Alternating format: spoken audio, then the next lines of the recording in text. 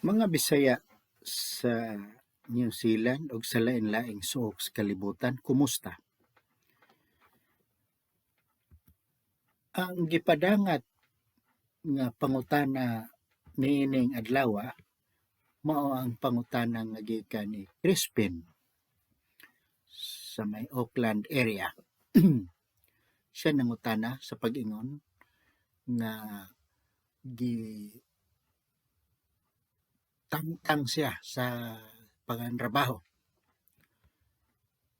gumikan kay ang iyahang biodata iyang gi palapdan murag dunay gitawag embellishment.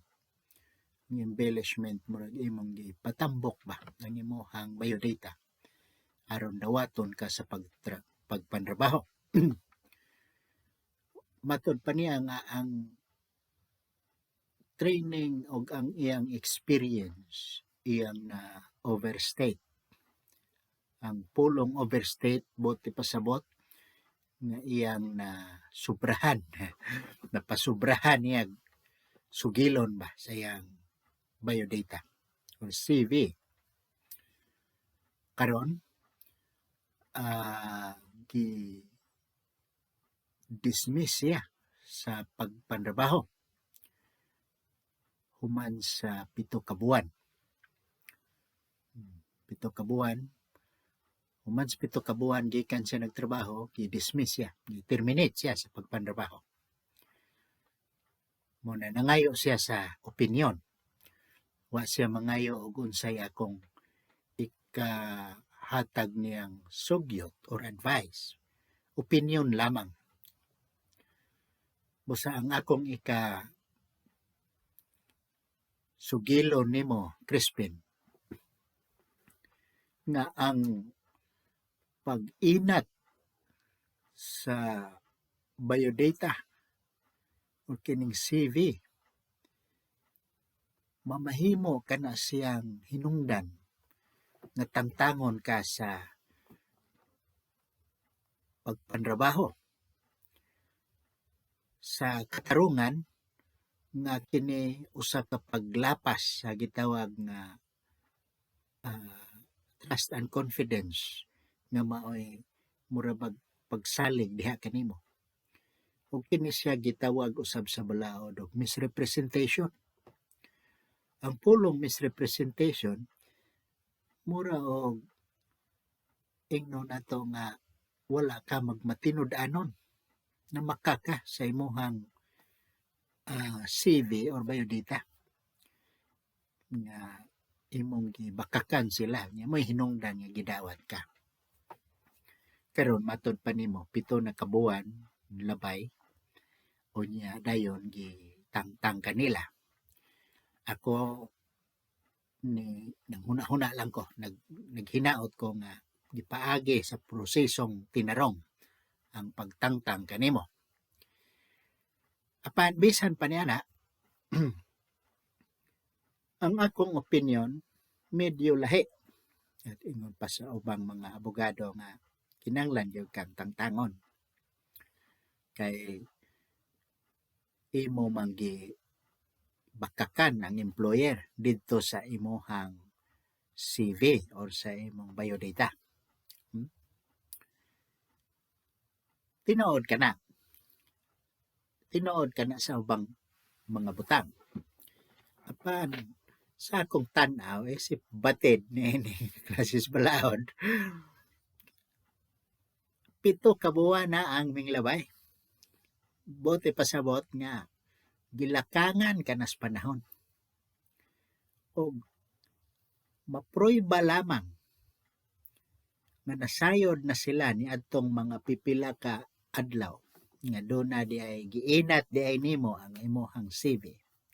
Doon na di ay misrepresentation. Kadtong ilahang kahibalo sa anomalya dito sa imong biodata, wala na kadto siya'y relasyon sa pagtangtang kanimo. Tinuod nga pwede kang tangtangon kung ang imong CV or biodata wa magsultis tinuod.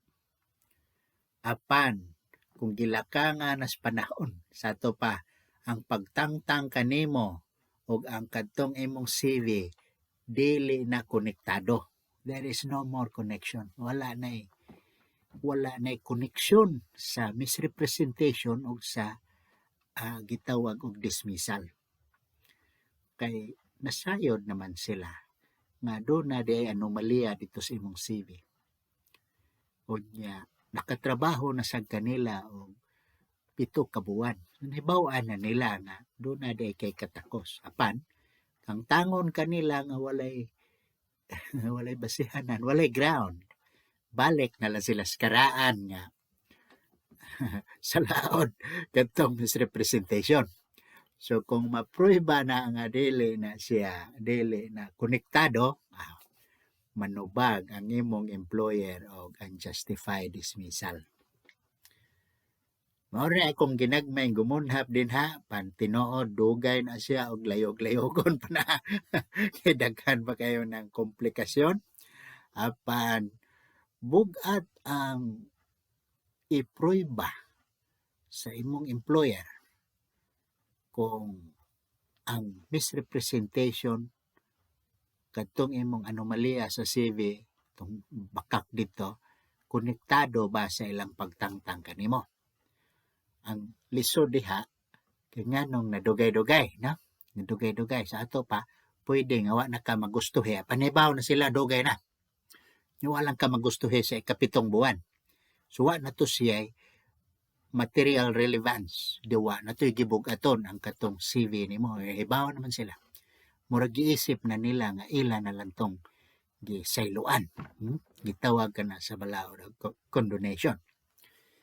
Usa mao kanay akong mahatag kanimo nga opinyon og aduna kapay mga pagduha-duha sa pagpanabot hitungod ni mga butanga, ayaw pagpanuko sa pagkablit kanako.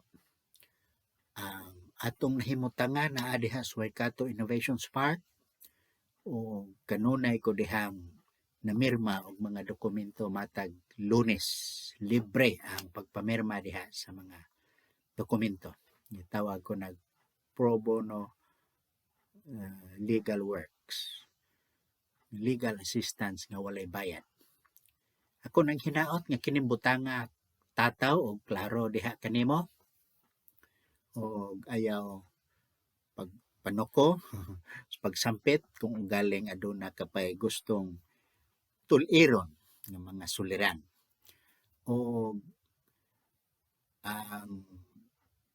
kining inyong alagat ang inyong manlalaban din his Kabisayan sa New Zealand, mga Bisaya, alang sa mga Bisaya din his New Zealand, si Attorney Paul Alforque muingon nga hangtod sa sunod anuntig hapon ninyo ang sunod nga yugto nining atong sayranan sa mga Bisaya din sa New Zealand.